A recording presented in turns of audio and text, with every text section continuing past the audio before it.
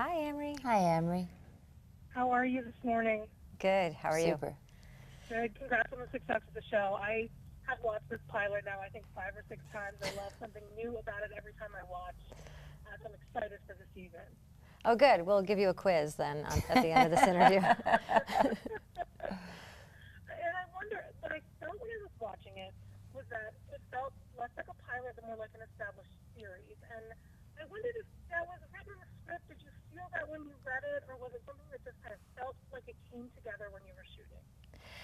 I think there was so much chemistry immediately with this cast. You know, they did such an amazing job at hiring such capable people. In every respect, you know, the creators, the producers, and, you know, the whole team. But then Malin and Marcia and Bradley, and then these kids that just sort of feel like they broke the mold after they came, you know, after they were hatched, because unbelievable. And they were hatched, but they're part of us. They're a science experiment. And so I felt immediately, as soon as we all got together in a room, I felt there was immediate, not just chemistry, but that everybody was so very clearly defined in their roles and in their parts. So the script was an incredible jumping off point, but I feel like when you say that it feels like it could be a series, I felt that too when I sat in the room. I felt like I could happily spend 5 years figuring out how these people get along. For me, was it, initially about the script, about these characters that Marcia, you thought Diane would want to play, and Michaela, you were like, Jackie's me. Like, what was it that drew you initially?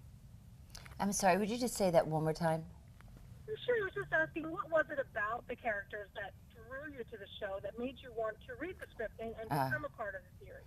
For me, it was that Diane is recognizable. All of them are recognizable.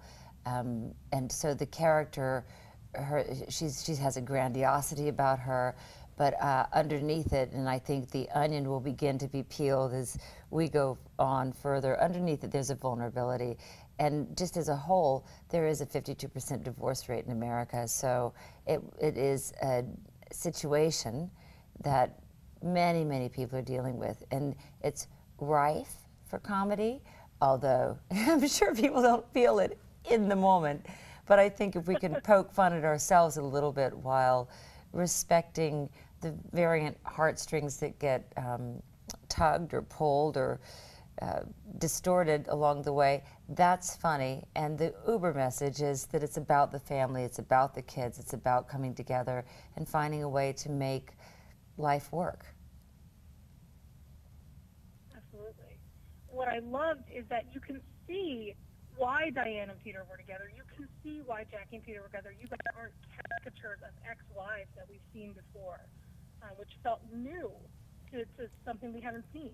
Oh, good. You cut out right when you said the last thing, but I think you said a nice thing, so I'm... I did. I was just saying it felt new, and I really appreciated that. It wasn't something we've seen before. Oh, good, good. I mean, that's the hope, right? That you bring something, a new way of looking, you know, as they say, all the stories have been told, just not by all the storytellers. So you just hope that, you know, we can bring something, a fresher take, you know, and I think the writers, because one of them, you know, Sarah Haskins has sort of lived it. She herself is the, you know, young wife and to a man who's been married multiple times and, you know, came with all these ex-wives and all these children, and you know, now has to navigate that. I think that there's a authenticity that comes to this pilot, and it's not just wacky times. Even if the characters are a bit wacky. I mean, my parents, when they got divorced, it was the late 70s, early 80s, and they were really the first in town. And so there wasn't a template at all for how to navigate that. And so, you know, nobody behaved very well because they just didn't, there was nobody said like protect the children from it.